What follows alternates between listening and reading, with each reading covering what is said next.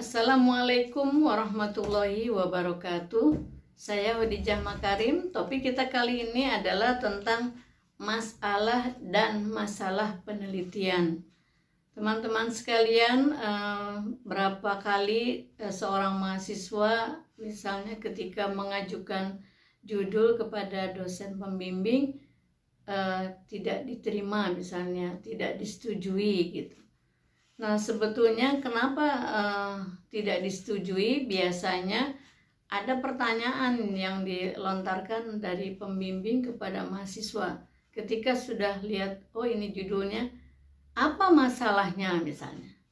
Nah, kalau mahasiswa dapat menjelaskan masalah penelitiannya apa, biasanya tidak terlalu lama dan insya Allah pembimbing akan menyetujui bahwa kamu melakukan penelitian dengan judul yang dibawa itu.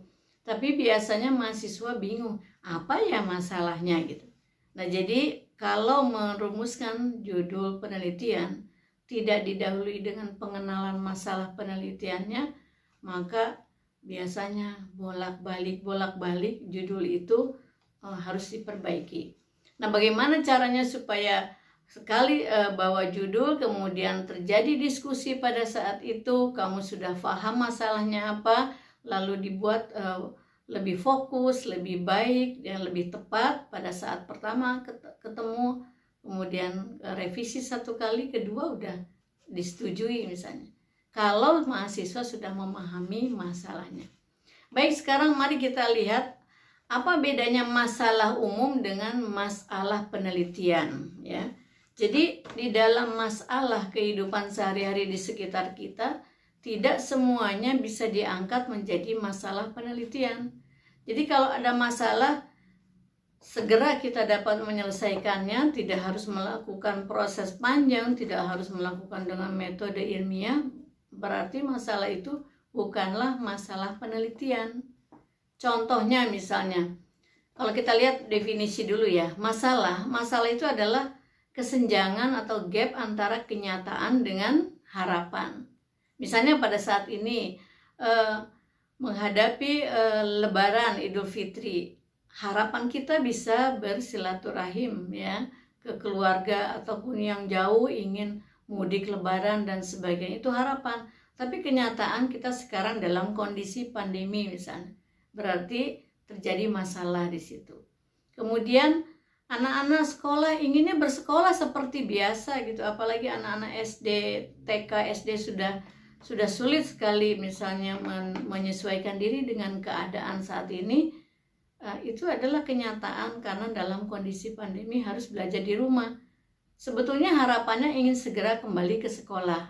Nah, jadi maka di situ terjadi kesenjangan antara harapan anak-anak dengan situasi yang saat ini dihadapi gitu ya, terjadi kesenjangan.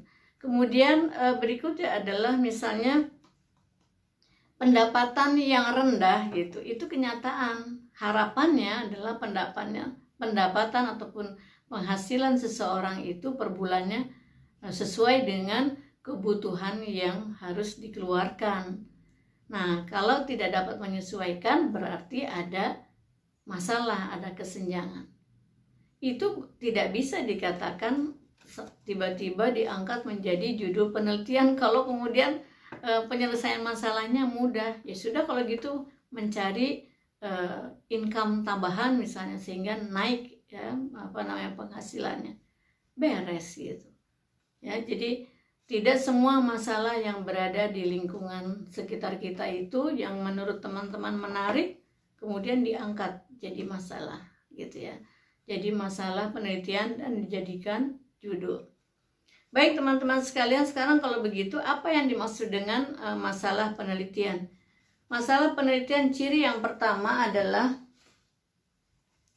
mempunyai nilai penelitian. Jadi apa itu yang dimaksud dengan ciri yang pertama mempunyai nilai penelitian?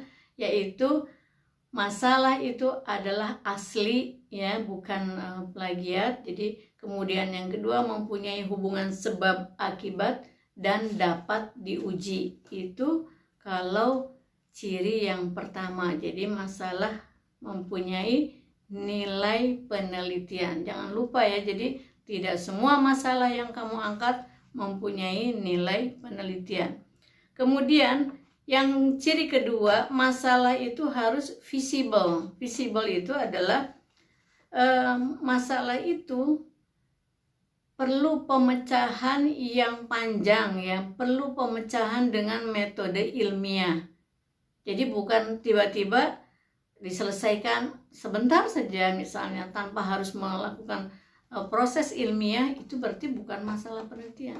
Nah, yang dimaksudkan visible adalah apabila masalah itu diselesaikan, dijawabnya harus melalui metode ilmiah ya. Kemudian menggunakan teknik-teknik penelitian yang ilmiah. Kemudian memerlukan biaya untuk menyelesaikannya dan memerlukan waktu ya, waktu yang cukup untuk menyelesaikan masalah itu dan bisa diuji gitu secara ilmiah, bukan berdasarkan pengujian yang tidak ilmiah. Kemudian yang keempat, yang ketiga, masalah itu harus sesuai dengan kualifikasi peneliti. Nah, ini yang seringkali teman-teman lupa. Kualifikasi peneliti itu adalah kamu kuliah di program studi apa. Nah, program studi kamu itu akan membuat kamu berkompeten di bidang itu. Jadi jangan sampai kuliahnya di program studi A, melihat penelitian orang lain gitu, kok kayaknya bagus, nyebrang gitu ke program studi yang kawasannya orang lain misalnya. Ya, jadi jangan sampai seperti itu. Misalnya satu contoh, kalau teman-teman belajar di program studi, contoh aja ya, misalnya ilmu penyuluhan pembangunan pertanian misalnya.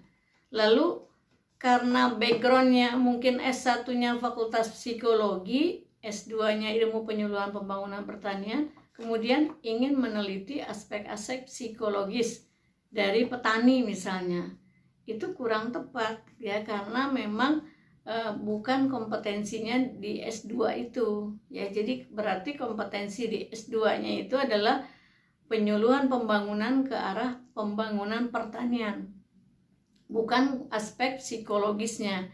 Jadi meskipun awalnya S1-nya psikologi, itu tidak bisa digunakan untuk meneliti aspek-aspek psikologis di pembangunan pertanian misalnya. Kira-kira gitulah ya. Atau teman-teman yang meneliti tentang banyak sekali misalnya program studinya pendidikan agama Islam. Pendidikan agama Islam ya, biasanya adalah berkaitan dengan pendidikan formal SD, SMP, SMA. Lalu teman-teman mengambil judul dakwah misalnya. Ya sama, itu ada juga lah pendidikan, tetapi itu adalah kawasan program studi komunikasi dan penyiaran Islam gitu. Jadi jangan loncat ke sana gitu.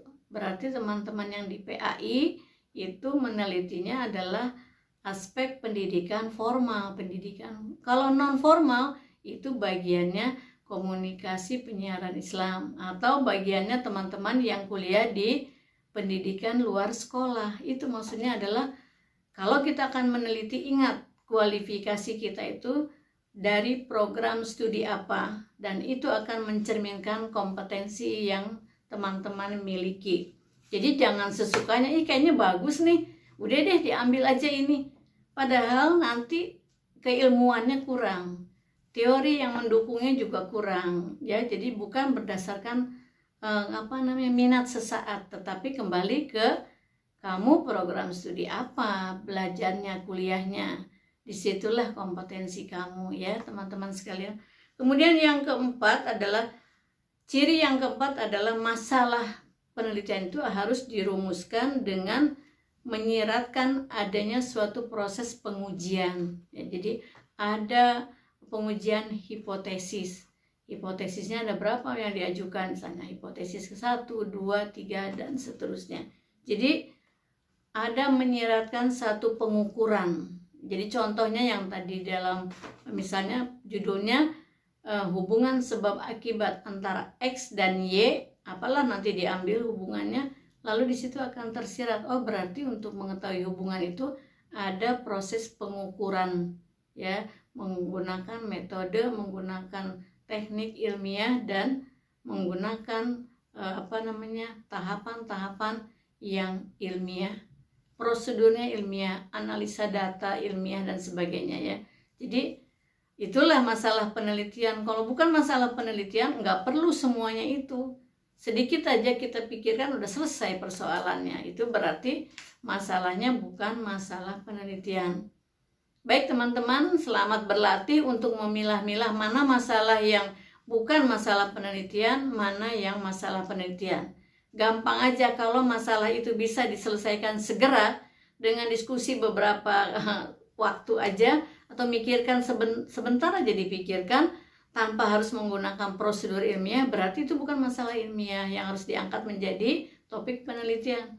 Tapi kalau penyelesaiannya, jawabannya itu bisa alternatifnya banyak dan perlu pengujian, perlu hipotesis, perlu metode, perlu teknik, semuanya ilmiah, tahapan-tahapannya ilmiah, itu baru disebut masalah penelitian. Demikian, mudah-mudahan ini bisa membantu teman-teman yang sekarang sedang proses mengajukan judul. Belajar dulu apa yang dimaksud dengan masalah penelitian. Kalau bukan masalah penelitian yang diangkat, ganti ya. Carilah masalah penelitian yang berada di kawasan program studi yang dipelajari oleh teman-teman. Jangan keluar kemana-mana. Nanti kalau udah lulus mau meneliti apapun gak jadi masalah. Tapi pada saat menulis skripsi itu harus sesuai dengan kualifikasi kamu sebagai mahasiswa yang mempelajari ilmu tertentu di program studi tertentu. Demikian, mudah-mudahan ini bisa meringankan yang masih bingung untuk cari judul. Sampai ketemu di lain kesempatan. Assalamualaikum warahmatullahi wabarakatuh.